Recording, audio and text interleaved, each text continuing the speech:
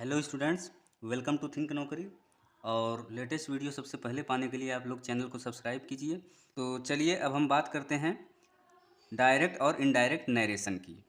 तो इसके अंतर्गत हम बात कर रहे थे पर्सन्स में परिवर्तन के नियम की। तो इसके अंतर्गत हमने रूल 2 तक की बात कर ली। आज हम रूल 2 के अंतर्गत स्पेशल केसेस के बारे में बात करेंगे। तो स्पेशल केस फर्स्ट क्या है कि डायरेक्ट से इनडायरेक्ट बनाते समय अगर रिपोर्टिंग वर्ब में कोई ऑब्जेक्ट न आया हो तो रिपोर्टेड स्पीच में आए सेकेंड पर्सन प्रोनाउन को हम आशय या संदर्भ के अनुसार फर्स्ट पर्सन या थर्ड पर्सन में बदल देते हैं। फॉर एग्जाम्पल, तो एग्जाम्पल समझने से पहले यहाँ पे कुछ बात मैं आपको बताना चाह रहा हूँ स्टूडेंट्स। डायरेक्ट और इनडायरेक्ट नरेशन के अंतर्गत अभी तक हम असर्टिव सेंटेंस की बात कर रहे हैं, लेकिन यहाँ पे कुछ एग्जाम्पल्स ऐसे हैं जो इंट्रोगेटिव सेंटेंस के हैं। तो उससे संबंधित जो नियम हैं वो जब हम इंट्रोगेटिव सेंटेंस पढ़ेंगे तब बात करेंगे। फिलहाल इन एग्जाम्पल्स को मैं यहाँ पे केवल सेकंड पर्सन को या सेकंड पर्सन प्रोनाउन जो कि रिपोर्टेड स्पीच में आते हैं उनको समझने के लिए यहाँ पे कुछ एग्जाम्पल्स का प्रयोग हुआ है। तो स्टूडेंट्स, एग्जाम्पल फर्स्ट की बात करें, डायरेक्ट स्पीच।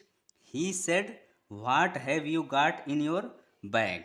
तो यहाँ पे हम देख रहे हैं डायरेक्ट स्पीच में रिपोर्टिंग वर्ब के बाद कोई ऑब्जेक्ट नहीं है। इसके साथ ही रिपोर्टेड स्पीच में सेकंड पर्सन प्रोनाउन यू आया है और क्या आया है, योर आया है। तो इनको जब हम डायरेक्ट से इनडायरेक्ट बनाएंगे तो इनको रिपोर्टिंग वर्ब के ऑब्जेक्ट के अनुसार चेंज करेंगे। तो यहाँ पे जब ऑब्जेक्ट कुछ न दिया हो तो हम फर्स्ट पर्सन ऑब्जेक्ट या फिर थर्ड पर्सन ऑब्जेक्ट का प्रयोग करते हैं। कब? रिपोर्टिंग वर्ब के जस्ट बाद। तो यहाँ पे हो गया ही आस्क्ड मी, तो ये फर्स्ट पर्सन ऑब्जेक्ट है। What I had got in my bag, तो यहाँ पे यू चेंज हो गया आई में और योर चेंज हो गया माई में, जो कि ऑब्जेक्ट मी के अनुसार चेंज हुए हैं। अब हम बात करेंगे सेकंड एग्जाम्पल की। सेकंड एग्जाम्पल क्या है? Ram said you should work hard. तो यहाँ पे डायरेक्ट स्पीच में राम सेड के बाद कोई ऑब्जेक्ट नहीं आया है, जबकि रिपोर्टेड स्पीच में सेकंड पर्सन प्रोनाउन यू आया है। तो जब डायरेक्ट से इनडायरेक्ट हम बनाएंगे तो यू जो है रिपोर्टिंग वर्ब के ऑब्जेक्ट के अनुसार चेंज होगा। तो ये हो गया Ram told me that I should work hard. तो हमने फर्स्ट पर्सन ऑब्जेक्ट मी का यहाँ पे प्रयोग किया है, तो इसीलिए रिपोर्टेड स्पीच में आया यू आई में चेंज हो गया। लेकिन हम यहाँ पे मी के जगह पे हिम का भी प्रयोग कर सकते हैं, तब भी ये सेंटेंस गलत नहीं होगा। अगर हम यहाँ पे ऑब्जेक्ट के रूप में हिम का प्रयोग करेंगे तो यू चेंज हो जाएगा किस में? ही में। और अगर योर रहेगा तो वो चेंज हो जाएगा हिज में। तो स्टूडेंट्स, अब हम बात करते हैं एग्जाम्पल नंबर थर्ड की। तो एग्जाम्पल नंबर थर्ड क्या है, इसको हम समझते हैं।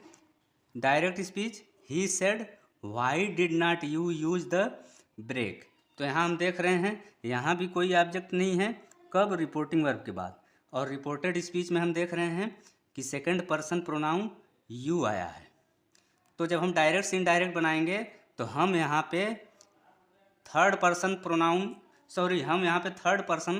प्रोनाउन का ऑब्जेक्ट यूज करेंगे। तो ये हो गया he asked him why he had not used the break. तो यहाँ पे यू चेंज हो गया ही में, क्योंकि ऑब्जेक्ट हमारा थर्ड पर्सन प्रोनाउन हिम है जो कि रिपोर्टिंग वर्ब के जस्ट बाद आया है।